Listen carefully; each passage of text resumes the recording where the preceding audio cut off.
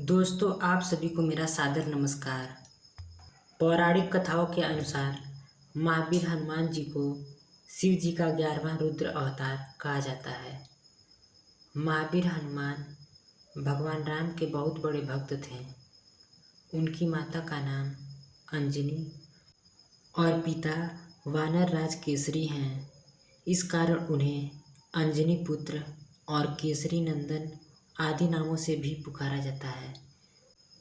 तो आइए भगवान हनुमान जी का जन्म कैसे हुआ, ये हम इस वीडियो में समझने की कोशिश करेंगे। एक बार की बात है, ऋषि अंगिरा इंद्रदेव के लोक पधारे।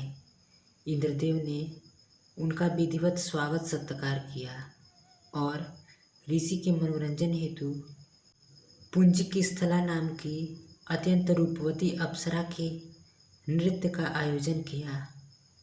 पुंजिक स्थला ने अत्यंत मनमोहक नृत्य प्रस्तुत किया, परंतु मुनि स्वभाव होने के कारण ऋषि अंगिरा को इन सब में कोई रुचि नहीं थी। अतः वो नृत्य की ओर आकर्षित न होकर प्रभु के ध्यान में मग्न हो गए। जब पुंजिक स्थला का नृत्य समाप्त हुआ तो देवराज इंद्र ने पूछा, हे महर्षि, आपको इस अप्सरा का नृत्य कैसा लगा? इस पर ऋषि अंगिरा ने उत्तर दिया, हे देवराज, मुनि स्वभाव होने के कारण मेरी नृत्य का भोग विलास में रुचि नहीं है। इस कारण मैंने इस अप्सरा के नृत्य पर तनिक भी ध्यान नहीं दिया। अतः मैं इसकी प्रस्तुति के बारे में कुछ नहीं कह सकता। ऋषि अंगिरा के द्वारा अपनी प्रशंसा न सुनकर पुंजिक स्थला उन पर क्रोधित हो उठी। इस पर ऋषि ने श्राप देकर कहा, हे पुंजिक स्थला, तू जिस रूप एवं सौंदर्य पर अभिमान करती है वह नष्ट हो जाएगा और तेरा अगला जन्म बंदरिया के रूप में होगा। मुनि का श्राप सुनकर पुंजिक स्थला को अपनी भूल का आभास हुआ। वो उनके चरणों में गिरकर गिड़गिड़ाने लगी और क्षमा याचना करने लगी। इस पर मुनि ने कहा, इस श्राप का प्रभाव तभी समाप्त होगा जब तुझे संतान की प्राप्ति होगी। इसके पश्चात पुंजिक स्थला ने वानर राज कुंजर की बेटी अंजना के रूप में जन्म लिया। अंजना का विवाह कपिराज केसरी से हुआ।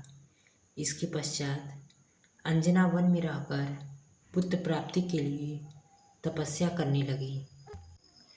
इधर त्रेता युग में अयोध्या नरेश राजा दशरथ ने संतान प्राप्ति के लिए अपने गुरु वशिष्ठ के निर्देशानुसार पुत्रेष्टि यज्ञ करवाया।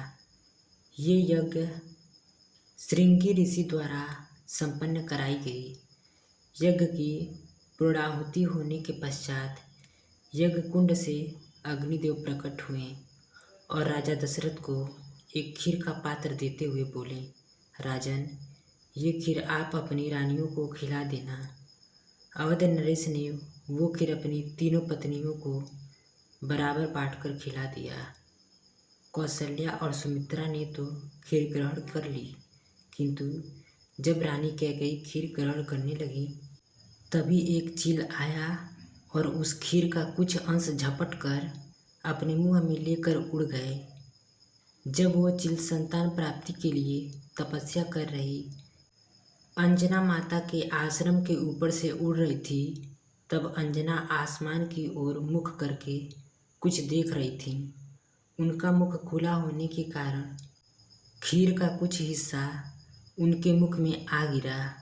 ये बात जब उन्होंने अपने पति वानर राज केसरी को बताई तो उन्होंने कहा, हे प्रिया, इसे भगवान शिव का प्रसाद मानकर ग्रहण कर लो।